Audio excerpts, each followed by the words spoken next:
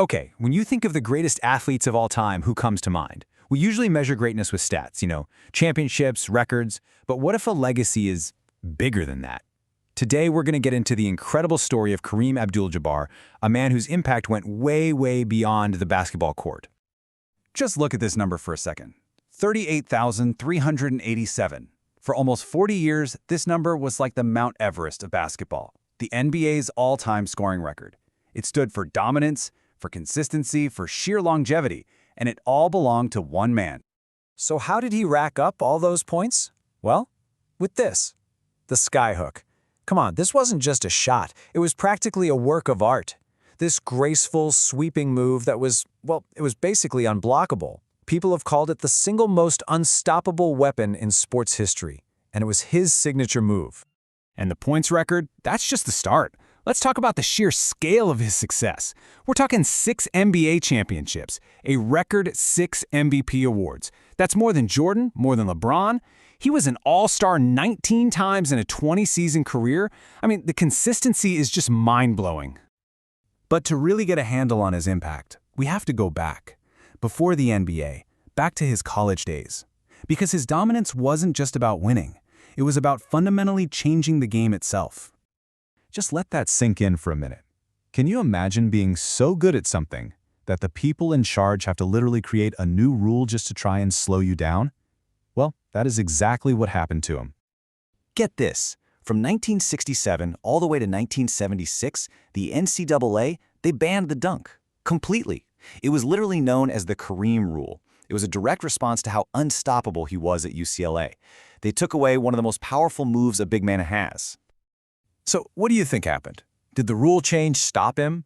Not a chance, not even close.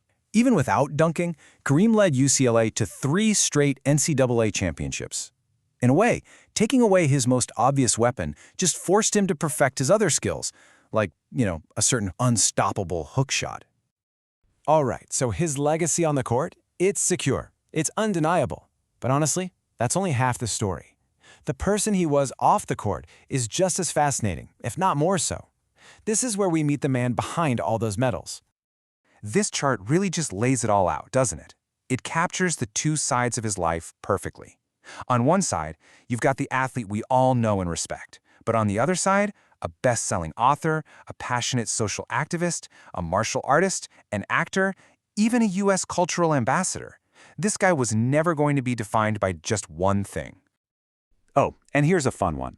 As part of his lifelong passion for martial arts, he didn't just train. He trained with the one and only Bruce Lee. They became friends, which led to that iconic fight scene in the movie Game of Death.